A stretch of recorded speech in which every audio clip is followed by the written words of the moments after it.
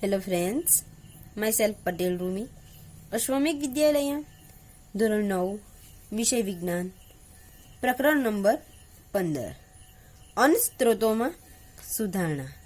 મિત્રો, આપણે આગલા વિડિયો લેક્ચરમાં પોષક તત્વ પ્રબંધ વ્યવસ્થાપન વિશે માહિતી મેળવી હતી કે ભૂમિમાંથી આપણને 13 પોષક તત્વો મળે છે, જ્યારે પાણીમાંથી 1 પોષક તત્વ અને હવામાંથી 2 પોષક તત્વો મળે છે. ત્યારબાદ આપણે જોયું હતું કે લઘુ પોષક તત્વો કોને કહેવાય અને બૃહદ એટલે કે ગુરુ પોષક તત્વો કોને કહેવાય. તો મિત્રો, આજના વિડિયો લેક્ચરમાં આપણે સેન્દ્રિય ખાતર વિશે માહિતી મેળવીશું. કે આપણે જાણીએ છીએ કે વનસ્પતિના વૃદ્ધિ અને વિકાસ માટે જે બહારથી પોષક તત્વો આપવામાં આવે છે તે કયા રૂપે આપવામાં આવે છે? ખાતર રૂપે આપવામાં આવે છે. તો ખાતરના પણ 2 પ્રકાર પડે છે મિત્રો, સેન્દ્રિય ખાતર અને રાસાયણિક ખાતર. તો આજના વિડિયો લેક્ચરમાં આપણે નવા ટોપિક વિશે અભ્યાસ કરવાના છે અને ટોપિકનું નામ છે સેન્દ્રિય ખાતર કોને કહેવાય છે. મિત્રો, તમે સેન્દ્રિય ખાતરથી તો પરિચિત છો જ, પરંતુ આપણે જોઈએ કે સેન્દ્રિય ખાતર પ્રાણીઓના મળ અને વનસ્પતિઓના કચરાના વિઘટનથી તૈયાર કરવામાં આવે છે. કે સેન્દ્રિય ખાતર કઈ રીતે બનાવવામાં આવે છે? તો સેન્દ્રિય ખાતર પ્રાણીઓના મળ અને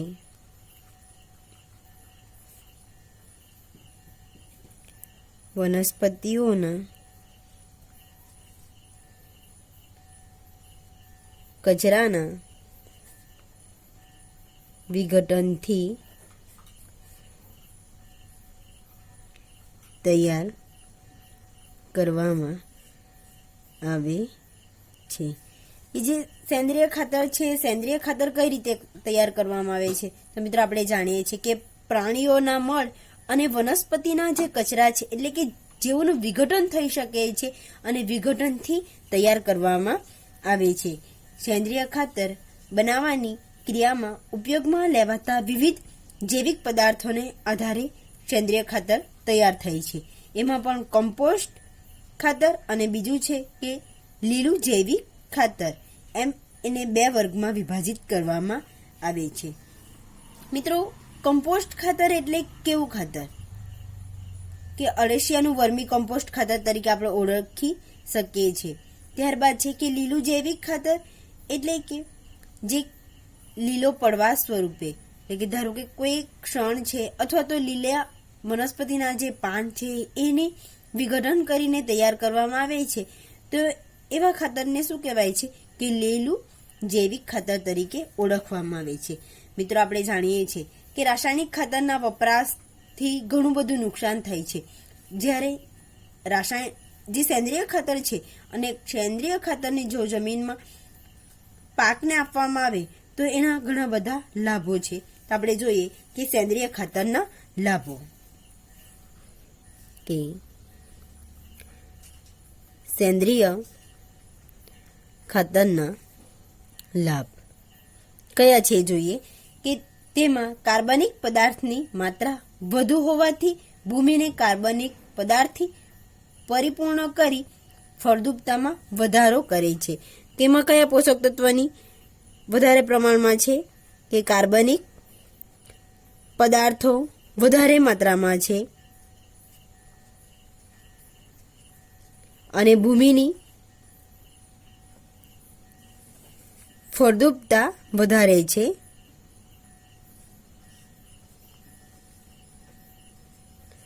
મિત્રો, જે કાર્બનિક પદાર્થની માત્રા કયા ખાતરમાં વધારે છે? જે સેન્દ્રિય ખાતર છે, સેન્દ્રિય ખાતરમાં કાર્બનિક પદાર્થની માત્રા વધારે પ્રમાણમાં છે અને જે ભૂમિ છે, ભૂમિની ફળદ્રુપતામાં વધારો કરે છે. અને એ જે સેન્દ્રિય ખાતર છે, સેન્દ્રિય ખાતરમાં રહેલા કાર્બનિક પદાર્થ ભૂમિના બંધારણને પણ સુધારે છે. કે ભૂમિના બંધારણને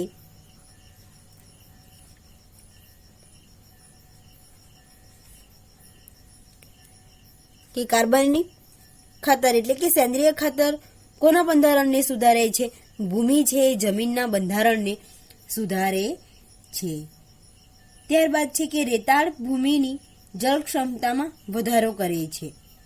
જો મિત્રો સેન્દ્રિય ખાતરનો આપણે ઉપયોગ કરીએ છીએ તો જે જમીન છે, જમીન અમુક વખત રેતાળ જમીન હોય છે અને રેતાળ જમીનમાં પાણીની ક્ષમતા ઓછી હોય છે, આપણે જાણીએ છીએ. પરંતુ જો સેન્દ્રિય ખાતરનો ઉપયોગ કરવામાં આવે તો સેન્દ્રિય ખાતરના ઉપયોગના કારણે જે રેતાળ જમીન છે એ રેતાળ જમીનમાં જળ સંગ્રહ ક્ષમતામાં વધારો થાય છે. એટલે કે રેતાળ ભૂમિમાં જળ સંગ્રહ ક્ષમતામાં વધારો થાય છે. ત્યારબાદ છે કે ચીકણી જમીનમાં કાર્બનિક પદાર્થની વધુ માત્રામાં પાણીના નિકાલમાં મદદરૂપ બને છે. કે અમુક વખત એવું બને છે કે જે ચીકણી જમીન હોય છે અને ચીકણી જમીનમાં કાર્બનિક પદાર્થની વધુ માત્રા પાણીના નિકાલને મદદરૂપ બને છે. તેથી પાણી એકત્રિત થતું અટકે છે. ત્યારબાદ છે કે સેન્દ્રિય ખાતરમાં જૈવિક કચરાનો ઉપયોગ કરવામાં આવતો હોવાથી ખેતરના કચરાનું પુનઃચક્રણ થાય છે. કે ખેતરોમાં પણ મિત્રો ઘાસ છે, ઘાસ જેવી વસ્તુઓ છે તો એનું ફરી પુનઃચક્રણ થઈ શકે છે અને એને સેન્દ્રિય ખાતર બનાવવામાં ઉપયોગમાં લઈ શકાય છે. ત્યારબાદ છે કે રાસાયણિક ખાતરના ઉપયોગ કરતાં પર્યાવરણમાં થતું નુકસાન પ્રદૂષણ ઘટે છે. સેન્દ્રિય ખાતરથી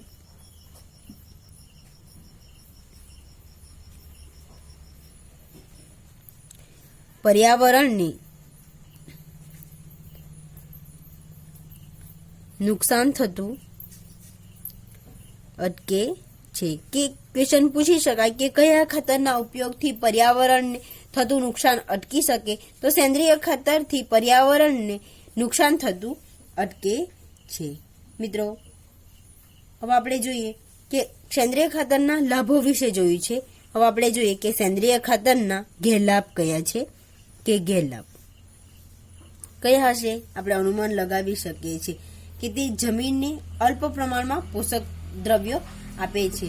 જ્યારે રાસાયણિક ખાતર છે તો રાસાયણિક ખાતર જો આપણે કોઈક વનસ્પતિને આપીએ તો એનો ઝડપથી વૃદ્ધિ અને વિકાસ થાય છે. પરંતુ મિત્રો આ જે સેન્દ્રિય ખાતર છે ફક્ત એક જ ગેરલાભ છે કે તે જમીનને અલ્પ પ્રમાણમાં એટલે કે ઓછા પ્રમાણમાં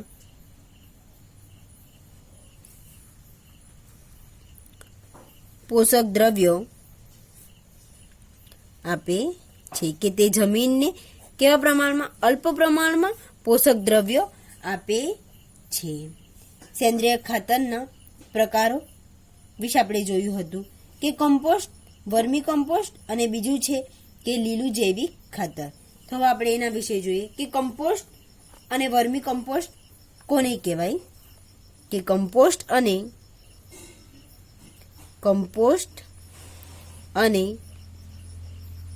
વર્મી કમ્પોસ્ટ કે મિત્રો પશુઓના મળમૂત્ર, છાણ અને પશુ દ્વારા ત્યજાયેલા જે કચરા છે, શાકભાજીની છાલ તેમજ અન્ય ઘરગથ્થુ કચરો જેમ કે નીંદણ, સુએઝના કચરા વગેરે ખાડાઓમાં ચડવા દેવામાં આવે છે અને આ ક્રિયાને કમ્પોસ્ટિંગ કે કમ્પોસ્ટીકરણ કહે છે. કે કમ્પોસ્ટ કોને કહેવાય? કે પશુઓના મળમૂત્ર, પશુઓ દ્વારા ત્યજાયેલા કચરા, શાકભાજીની છાલ તેમજ અન્ય ઘરગથ્થુ કચરાઓ કે પશુઓના મળમૂત્ર, પશુઓ દ્વારા ત્યજાયેલા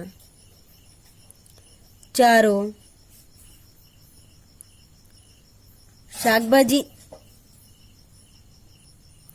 શાકભાજીની છાલ તેમજ અન્ય ઘરગથ્થુ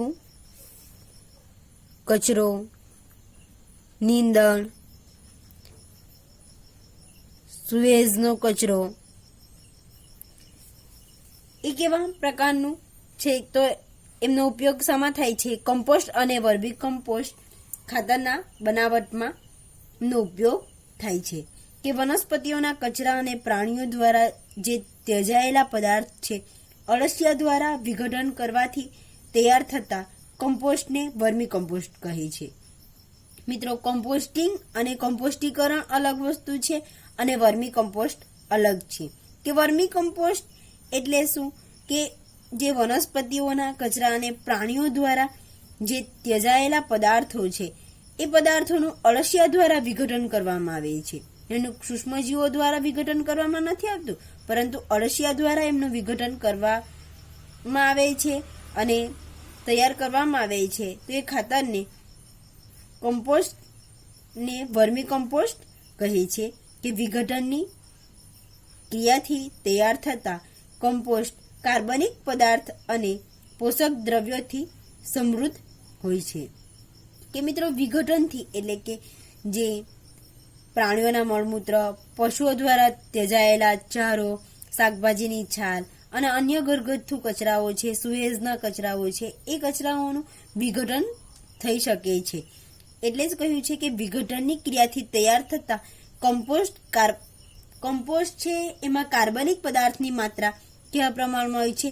વધારે પ્રમાણમાં હોય છે અને પોષક દ્રવ્યોથી તેઓ ભરપૂર પ્રમાણમાં હોય છે. હવે આપણે બીજું જોઈએ કે લીલું જૈવિક ખાતર કોને કહેવાય? કે લીલું જૈવિક ખાતર, કે જે લીલું જૈવિક ખાતર છે એ પાક ઉગાડતા પહેલા ખેતરમાં શણ અથવા તો ગુવાર જેવી કેટલીક વનસ્પતિઓને ઉગાડવામાં આવે છે. મિત્રો, કોઈ એક ખેતર હોય છે અને એ ખેતરમાં પાકને ઉગાડતા પહેલા શણ, તમે બધા શણ જોયા જ હશે, અને ગુવાર જેવી વનસ્પતિઓને ઉગાડવામાં આવે છે. અને આ વનસ્પતિ ઉપર પુષ્પ બેસે તે પહેલા તેમને હળ ચલાવીને ખેતરને જમીનમાં ભેળવી દેવામાં આવે છે. કે મિત્રો, એના અમુક છોડ મોટા થયા છે, ફૂલ આવવા પહેલા એ જે વનસ્પતિ છે, વનસ્પતિને હળ ચલાવીને પાડી દેવામાં આવે છે અને ત્યારબાદ એમનો જે પાન છે, પાન અથવા તો જે પ્રકાંડ છે, પ્રકાંડ ખરી પડે છે અને પાણી ભરવામાં આવે છે અથવા તો એમના આમે જ રહેવા દેવામાં આવે છે અને જમીનમાં ભેળવી દેવામાં આવે છે. કે જમીનમાં દટાયેલી આ વનસ્પતિઓ 4 થી 6 અઠવાડિયામાં વિઘટન પામી લીલા જૈવિક ખાતરમાં ફેરવાય છે. મિત્રો, એમાં બહુ ઓછો સમય લાગે છે. ધારો કે 4 થી 6 અઠવાડિયા એટલે કે 1 મહિનાથી 1.5 મહિના સુધી એમનું વિઘટન પામી લીલા જૈવિક ખાતરમાં ફેરવાઈ જાય છે. લીલું જૈવિક ખાતર ભૂમિને નાઇટ્રોજન અને ફોસ્ફરસથી સમૃદ્ધ કરવામાં મદદરૂપ થાય છે. કે લીલું જૈવિક ખાતર ભૂમિને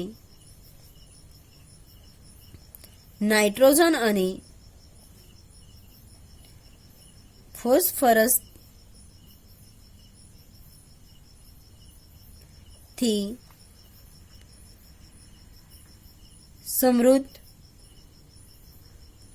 કરવામાં મદદરૂપ થાય છે. કે જે લીલું જૈવિક ખાતર છે જમીનને કયા ભરપૂર પ્રમાણમાં પોષક દ્રવ્ય આપે છે? તો નાઇટ્રોજન અને ફોસ્ફરસ જેવા પોષક દ્રવ્યો આપે છે. લીલું જૈવિક ખાતર ભૂમિને નાઇટ્રોજન અને ફોસ્ફરસથી સમૃદ્ધ કરવામાં મદદરૂપ થાય છે. ત્યારબાદ છે મિત્રો, આપણે રાસાયણિક ખાતર વિશે માહિતી મેળવીશું. કે રાસાયણિક ખાતર કોને કહેવાય?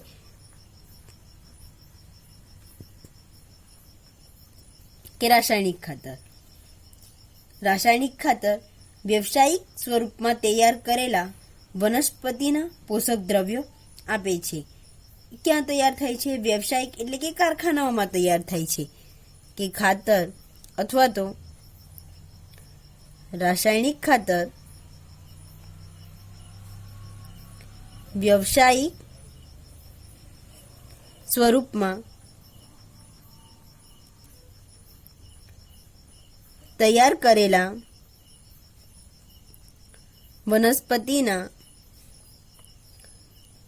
પોષક દ્રવ્ય છે.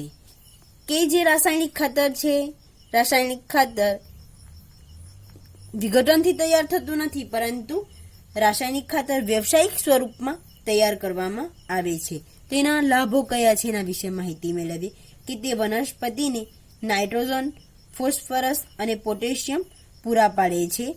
કે નાઇટ્રોજન, ફોસ્ફરસ અને પોટેશિયમ પૂરા પાડે. ત્યારબાદ છે કે તેઓ વનસ્પતિની વૃદ્ધિ અને પુષ્પોની વૃદ્ધિ સારી રીતે થાય છે. કે વનસ્પતિની વૃદ્ધિ અને પુષ્પોની વૃદ્ધિ સારી થાય છે. ત્યારબાદ છે કે તેનાથી સ્વચ્છ વનસ્પતિઓ અને તેના દ્વારા વધુ ઉત્પાદન થાય છે. કે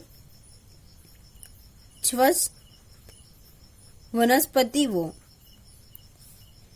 અને સારું ઉત્પાદન થાય છે. કે આપણે કયા ખાતર વિશે જોયું હતું પહેલા? કે સેન્દ્રિય ખાતર વિશે જોયું હતું. કે સેન્દ્રિય ખાતરનું જે ઉત્પાદન છે, ઉત્પાદનથી ભૂમિને પોષક દ્રવ્યો મળે તો છે, પરંતુ કેવા મળે છે? કે અલ્પ પ્રમાણમાં પોષક દ્રવ્યો મળે છે. જ્યારે રાસાયણિક ખાતર છે અને રાસાયણિક ખાતરથી જે પોષક દ્રવ્યો મળે છે, તો એનાથી જે ઉત્પાદન છે કેવું થાય છે? વધારે પ્રમાણમાં ઉત્પાદન થાય છે. તો મિત્રો એના પણ લાભો હશે. લાભો વિશે લાભ આપણે જોયા છે, તો એના ગેરલાભ છે, તો ગેરલાભ વિશે જોઈએ કે એના ગેરલાભ શું છે. કે તે આર્થિક રીતે મોંઘા છે. પહેલું તો તે કેવા છે? મોંઘા છે. ત્યારબાદ છે કે વધારે પડતી સિંચાઈને કારણે પાણી સાથે વહી જાય છે અને વનસ્પતિઓને પૂરતા પ્રમાણમાં શોષણ કરી શકતી નથી. કે મિત્રો એ જે ખાતર છે, એ ખાતરને જ્યારે પાક સાથે જમીનમાં નાખવામાં આવે છે ત્યારે શું થાય છે? પાણી મૂકવામાં આવે છે. કે ખેતરમાં પાકને પાણી પણ આપવામાં આવે છે અને ખાતર આપવાનો પણ સમય થયેલો હોય છે. એના કારણે પાણી સાથે ખાતર વહી જાય છે. કે પાણી સાથે ખાતર વહી જાય છે અને વનસ્પતિને પૂરતું પ્રમાણમાં શોષણ કરી શકતા નથી. જળ પ્રદૂષણ થાય છે. કે પાણી સાથે વહી જાય છે, એના કારણે જળ પ્રદૂષણ જેવી સમસ્યાઓ સર્જાય છે. ત્યારબાદ છે કે એવું સતત ઉપયોગથી ભૂમિની ફળદ્રુપતામાં ઘટાડો થાય છે. મિત્રો આ મેન મુદ્દો કે ભૂમિની ફળદ્રુપતામાં ઘટાડો થાય છે. ત્યારબાદ છે કે તેનો વારંવાર ઉપયોગથી ભૂમિના જે સૂક્ષ્મજીવો છે અને અળસિયા જેવા ભૂમિગત સજીવના જીવનચક્ર અવરોધાય છે. કે સૂક્ષ્મજીવો અને અળસિયાના જીવનચક્ર અવરોધાય છે. કે જે સૂક્ષ્મજીવો છે અને અળસિયા છે, તો એઓના જે જીવનચક્ર પર શું અસર થાય છે? કે જીવનચક્ર અવરોધાય છે. ત્યારબાદ છે કે ખાતરનો ઉપયોગ ખૂબ ધ્યાનથી કરવો જોઈએ અને તેના ઉપયોગ માટે યોગ્ય માત્રા, યોગ્ય સમયનું આયોજન કરવું જોઈએ અને સાવચેતીથી કરવું જોઈએ. અને ઘણી બધી ધ્યાનમાં લેવાની બાબતો પણ મિત્રો આમાં આવે છે. Thank you.